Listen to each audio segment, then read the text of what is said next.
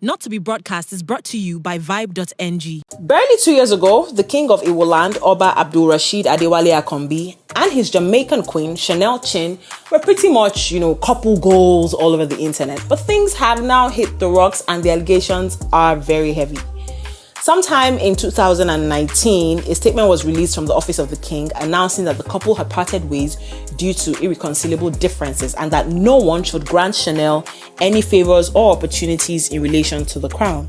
Apparently, the king had another wife and had plans to add more, which Chanel didn't seem to be comfortable with.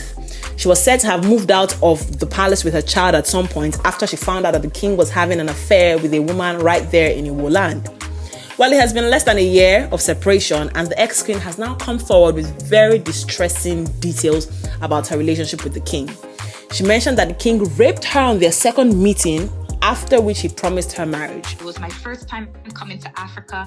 I didn't just want to stay in Lagos, in Lekki. I wanted to see everything. So we now went to Osun State for the coronation. It was a day before the coronation weekend. We went, we met Oluwo 2 days before his coronation. I introduced myself to him, like he's from Toronto, I'm from Toronto. Boom. Then met him 2 days before his coronation. There was, and then I went to his coronation just as, tourists. And then I met him at the burial party of one Lagos monarch's wife. I believe the father passed on. And I was at that burial party where I met him again. And then they had another party for him in Ikeja that I was invited to by one Alhaji that is also from Iwo. And this Alhaji was dating my friend at the time. So my friend is also Jamaican, so he invited us to this party. And when I arrived at this party, it was a popular Lagos monarch that actually introduced me again to Oluwo again for this is gonna be our fourth time meeting now. But and this monarch was like, oh, he's a king, he's from Toronto, and he doesn't have a wife. And and it's a big glory to be Olori, and we'll all be beside you, And, it was a party. We were all drinking, having fun. I had a little bit too much to drink. So I went upstairs to one of the rooms and I laid down and fell asleep. And around 3 o'clock in the morning, I woke up to find Oluwo on top of me.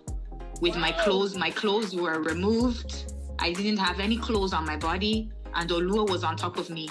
And I started going crazy because I'm just a foreigner. I don't know what is going on. I said, hey, excuse me, no. And he said, no, I'm a king. And in our culture, you don't say no to a king. And then when a king extends leg to you, you must agree. And you're going to be my wife. And I'm going to marry you. And don't worry, you're going to have a good life. And And, it's very embarrassing, and the reason I'm saying this is because Oluwo has gone all around, north, south, east, west. He's telling people that I was a prostitute from Toronto, that he didn't know me, that he slept with me on the first night. Tell the people the truth. Tell the people that you raped me. And 1 month later, this was February 2nd, 2016. I will never forget this day because this is the day that my life changed drastically. The day I met Oluwo, February 2nd, 2016. 1 month later, I missed my menses and I was pregnant. If you people do the math, his coronation was January 16th. I met him February 2nd. My baby is born November 16, 2016. November from February is 9 months. That's when I met Oluwo, February 2nd.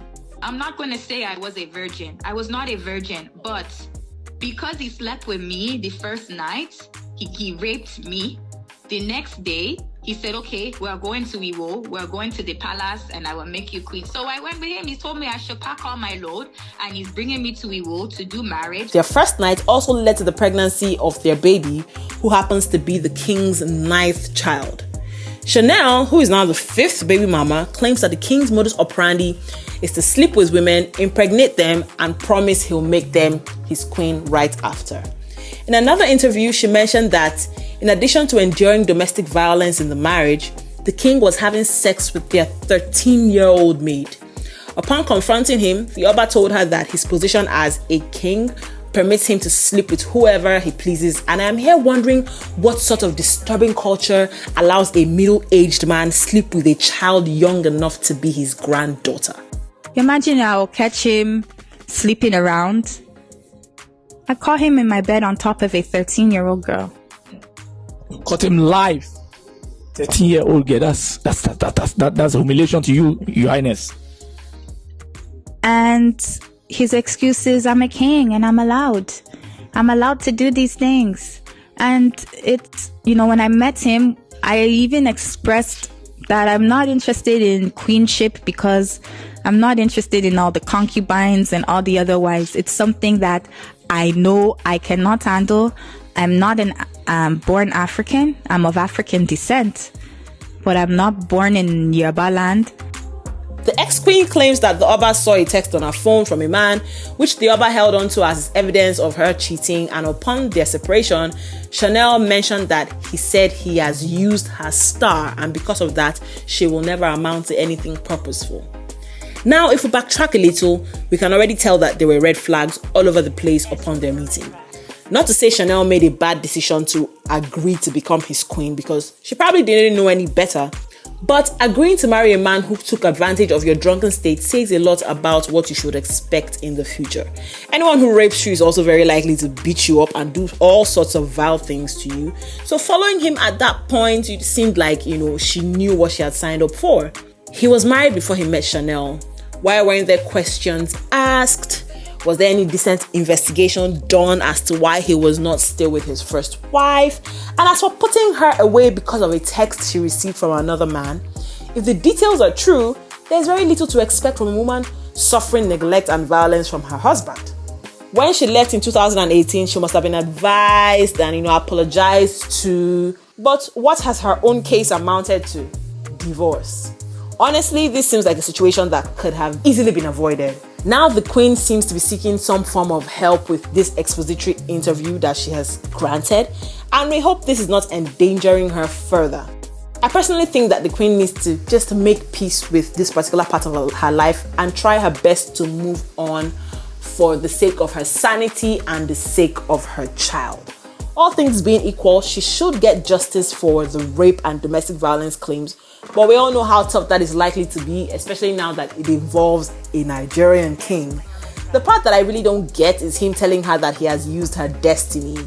Use her destiny for what? What does that even mean? Please, if anyone listening here understands that, kindly help us shed more light in the comment box, and feel free to share your thoughts on this situation in general. Do you think the king is to blame for all of this? Do you think Chanel has her own portion of blame to bear? What do you think is the best way forward for her right now, especially because of her child? Just share your thoughts with us down in the comment box. For more sizzling gist and interesting trends, kindly follow us across all our social media platforms on vibe.ng.